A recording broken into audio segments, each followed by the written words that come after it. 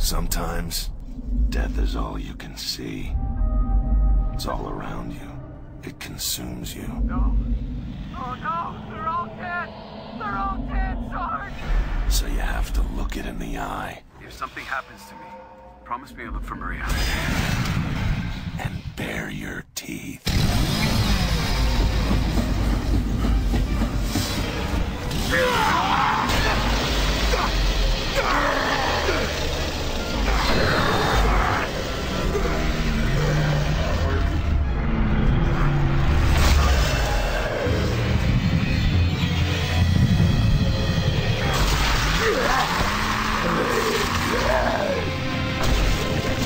Goddamn locust.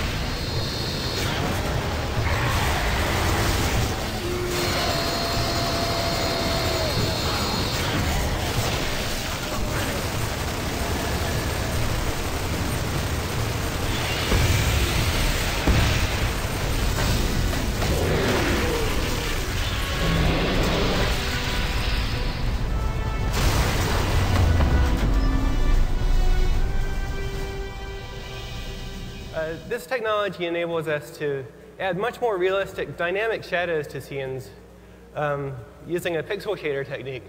So a pixel shader traverses every single pixel in the scene and looks at how light reflects around and uses that to generate much more realistic shadow highlights on the objects in the scene. So you see much more definition in individual objects and they pop out from the backgrounds. This technique works for characters as well.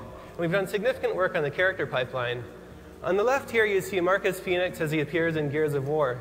And on the right, he's being rendered in our new character pipeline. You see there's much greater contrast in the shadows, much greater specular lighting bouncing off of the thing. You see a lot more detail in the character overall. It is also a lot more efficient and enables us to render a lot more characters in scenes. Now, if you remember in Gears of War, you fought the Locust Horde, where the Horde consisted of maybe like 5 or 6 locusts. But now we can really build scenes containing hordes of creatures. And here we have over 100 creatures running around in real time using flocking technology.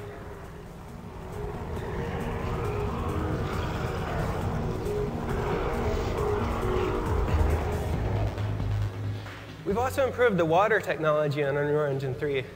Besides the realistic water physics simulation running underneath, we also have realistic specular and environment reflections bouncing off of the water. So it captures much more of the realistic liquidy feel you see there. You also have more dynamic interaction with the water, so more realistic sound effects, more realistic splashes using particle systems. And this scales to very large environments. So you can build your game taking place on a deserted island, or you can build that jet skiing game you've always wanted to build using Unreal Engine 3. The engine now scales to much larger scenes. We've also incorporated Aegea's soft body physics simulation tool, which enables us to simulate objects that are realistically elastic and fluidy, like you see with this cube of meat we built here. You can see the player can interact with that, push little pieces of it around, and it's all very elastic and buoyant. This also scales well to fluids. So here you have fluids moving around with viscosity and surface tension, retaining their shape. This enables artists to build environments that are much more organic and real-worldish. You can also destroy them. So the thing that we do after we spend a few years building a beautiful game world, the first thing gamers want to do is blow it up, and now they can do that. So we've implemented some real-time structural analysis tools in Unreal Engine 3 that can determine how objects break apart into pieces given stresses and strains. And here we've applied that so that we have a building built out of concrete with a steel structure underneath. And you can see the player can go around and blow holes in the concrete, destroy the structure of the level, while the steel remains underneath. This is just one of the tools that enables designers to create far more realistic and destructible environments in future games. All around me are familiar faces, worn out places, worn out faces, bright and early for their daily races, going nowhere, going nowhere. Their tears are filling up their glasses, no expression, no expression. Hide my head, I wanna drown my sorrow.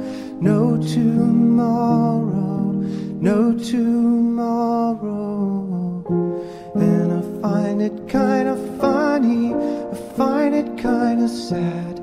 The dreams in which I'm dying are the best I've ever. Goddamn locust. Find it hard to tell you, Never ends. find it hard to take. When people run in circles, it's a very, very